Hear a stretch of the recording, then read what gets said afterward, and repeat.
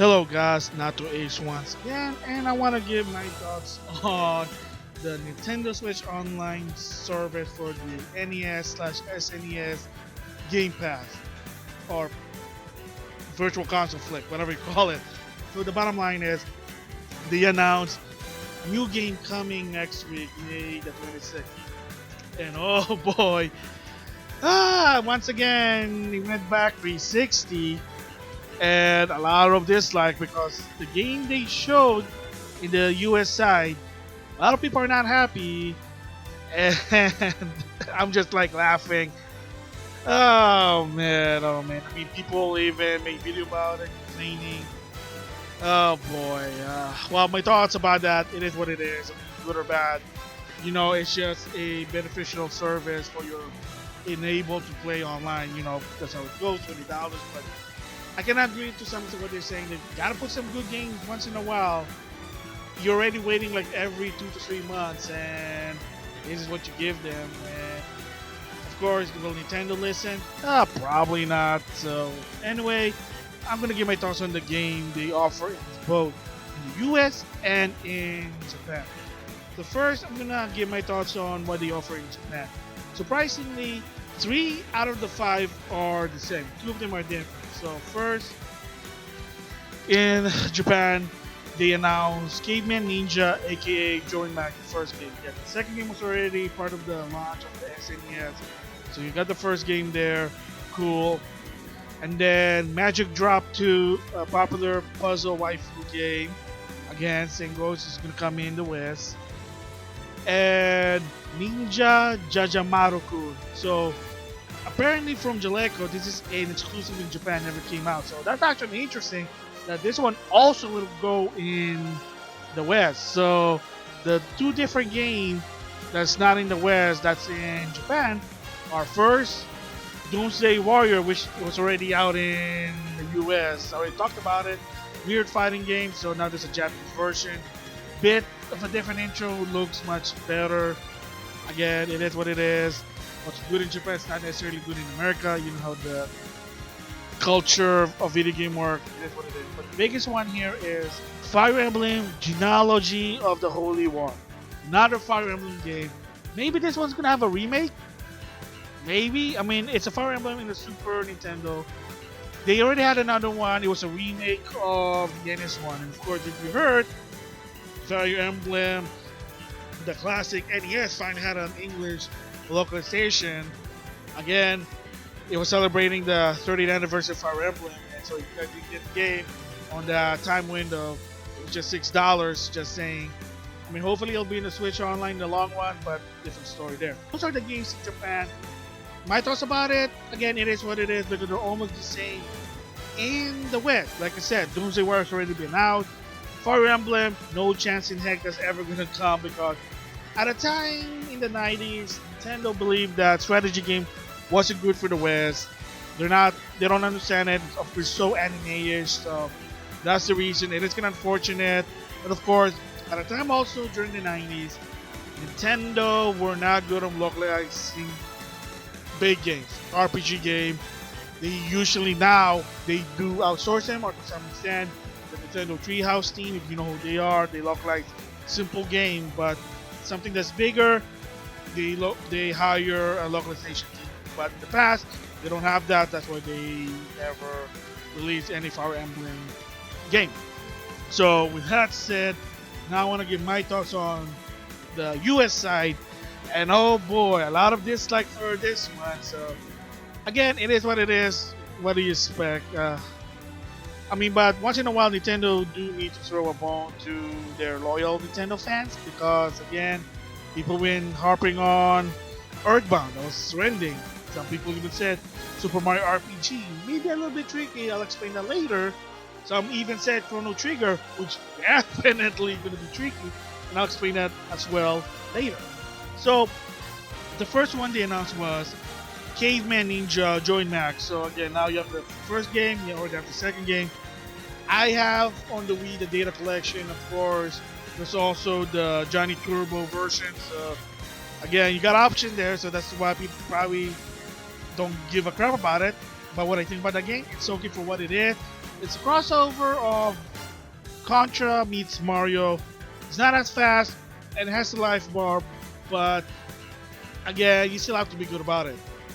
So the next one is Magical Drop 2. So again, apparently this game is only exclusive in Japan. Wow, so there was no American version of this game. I mean, there have been Magical Drop 5 on Steam. I did a showcase a long time ago. I don't know what happened to the other one. And I also have one on Data East, the collection as well. A Magical Drop, I think it's part 3. And then I think, I could be wrong, it could be a Hamster Arcade at one point, but again, who knows, whatever. But apparently it is a Japan exclusive, so already there, for good in my opinion. And then they have another one called, I never heard of this, Spanky's Quest, and you're a monkey, and it's like a side-scrolling action platformer, and you're a monkey, I guess. So we'll check out what it is. And then, of course, Culture Brain. Oh man, I miss that company. They are good for what they do in the past. They're known to do mixed genre. One of my favorite games I used to play when I was a kid, The Legend of Sherazad. Hopefully that game's never come out for the NES. Or maybe someone do a Culture Brain collection. I would buy that. Just saying. But the announced Super Baseball Simulator 1.000. I heard about this game, but I have no idea what it is. Is it really like a real baseball game, like simulator, or is it an arcade one, or is it an RPG one? Because remember, Culture Brain was known for mixing genre. There's Ultimate Warrior, where you can either do a Street Fighter version or a turn-based.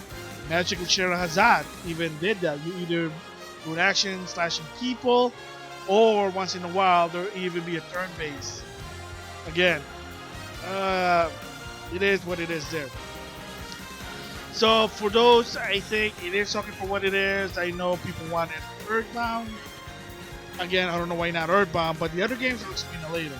Because first, I want to also give my thoughts that on the NES side, they announced another game that's only in Japan, but apparently it was also virtual console at one point. So I have not been following it. Ninja Jajamaru-kun from Jaleco, and from what it is, it looks like that you collect stuff, avoiding ghosts, and once you get powered up, you can exterminate the ghosts. That's what it is. So it looks like you're a ninja and that you're fighting against Oni. So you just have to check and see how it goes. That's going to be next week, the 26th of May. So now, Earthbound's trending. So I can understand Earthbound should be at one point, maybe in July. Hopefully, cross finger, maybe they'll listen. On July, they'll put in finally Earthbound. Hopefully, if they give them Earthbound finally, because for a while they were doing good. Donkey Kong Country 1, 2, 3. Panel de Pon was a good move instead of Yoshi's Tetris attack. That was a good thing, and now you're like, okay, what is this? I mean, granted, 2 out of the 5 games are Japan only, so again, that's great. But again, gotta give them a bone about it. So Earthbound would make sense. The people want that game. Been asking for that game to be on the Switch online, and it doesn't listen. I don't know what the story behind it.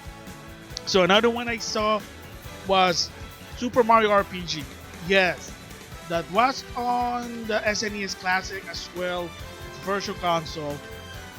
I think this one is a possibility, even so it was developed by Square Enix.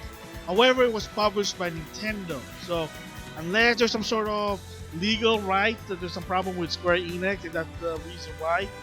Maybe it's a little bit tricky there, because just because it is a video game, it doesn't necessarily mean that another company want their game on the Switch Online. I mean, I'll explain that later there. So of course the last one is, people said Chrono Trigger, excellent game, enjoy it. I mean, Chrono Trigger's everywhere. It's on Steam, it's on the Virtual Console from what I heard. It's on the DS, PlayStation 1, so there are actually options there. I mean, it's also a mobile game. I mean, I know you probably want to play it on the Switch while taking a crap, granted, but again, as of right now, there are options to play Chrono Trigger. So, again, I understand, but to some extent, There are a lot of options there. But why is it not on the Netflix or SNES Flix or Switch Online? It's probably Square Enix. They don't want it. Maybe they're doing something different with their game. Maybe they'll do their own Square Enix collection. Again, who knows? Again, license issues. So what people don't understand, a lot of this thing is that sadly it's not perfect. Give credit to Iwata for the invention of the virtual console, but sadly also there was some missing component of what happened. One is, from what I heard in the financial report a long time ago, they kind of missed the mark. Like they didn't realize that it wasn't easy. They thought it was. A lot of them were due to license issue. Case in point, TMNT, the NES Classic. Konami had to renew the licenses for it, and they did it because they believe in Iwata. That's cool there. But yeah, it kind of controversy became $6 rather than $5, just to cover the cost. So anything that's license based, like TMNT, Power Ranger, Lost World, Water World, you know, anything that's like a pop culture, that's gonna be hard to put it on the virtual console because of the license. You have to deal with the movie, the comic, whatever. So that's already hard there. So that's why you notice the lack of movie license. The bottom line was saying is that putting the virtual console or the game as a virtual console or the Nintendo Switch Online, it's not easy. I mean, they probably have a lot of legal issues to do. I know it sucks. They could do it with Earthbound because they've done it before. It's on the SNES Classic along with Super Mario RPG. Why they're not doing it? Are they saving with something? Does Nintendo doesn't have a lot of first-party IP on the Super Nintendo? I don't know. I'm not an expert on this thing, but yeah, the bottom line is, I'm kind of just my thoughts kind of mixed about it. On one side, it is what it is, $20, you know me. And I hardly even go to the SNES and NES. Maybe I just, again, for me, I'm an old fogey, I buy my own games. I buy a lot of clearance games, even they're stupid. I got a lot of games. I have a lot of games. I got Steam games, Xbox One games, PS4, PS3, 3DS. I still play my 3DS. I just recently bought Persona Q Labyrinth.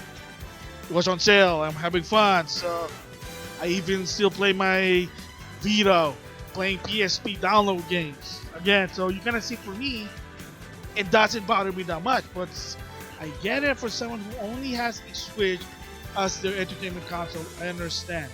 You don't have a high-end PC. You don't have a PS4, PS5. You don't do mobile game. You don't have a PS Vita. You probably don't have a 3DS or a Wii U. Your very first console is a Switch. I get it. They should throw a bone to you guys. Again, but Nintendo's an old company. Nintendo does what Nintendo does. It sucks. I know. So, for me, I kind of agree to some extent that they gotta throw the Uber fans a bone. Me personally, my thoughts, it is what it is. You know, at least you have games that's only in Japan. Now bringing it outside again. So just saying there, $20 a year for me. Again, I know a lot of people said, yeah, but it's still a big deal. Again, I would say be patient, but I really can't say that because a lot of these Uber fans, they're running out of patience. They're literally running out of patience because you give them some good ones. Like I said, Panel the Pawn, the Donkey Kong Country Trilogy. Then what? What happened? We're done. So yeah, that's my thoughts about it. I feel for you guys, but we'll just have to wait and see. Maybe they'll announce something at E3 2021. Hopefully, maybe something to do with Microsoft again. Because of course, a little bit of side note, there was a funny redacted demanded by Nintendo because on the deposition there was some mention about Microsoft and Nintendo, and Nintendo demanded, hey, you know, let's not talk about that one. That screws our business. But you know, it is what it is. There, I'm not gonna touch it. Yeah, I have experience working in a law firm. Just you get exposed to it. I can understand where they're coming from, but it is just kind of interesting. So those are my thoughts. Again, the games itself, they're not great. There's a reason why the ratio is more dislike to like, but just have to wait and see again if there's something new gonna happen. I don't know. So with that, I'll see you guys later.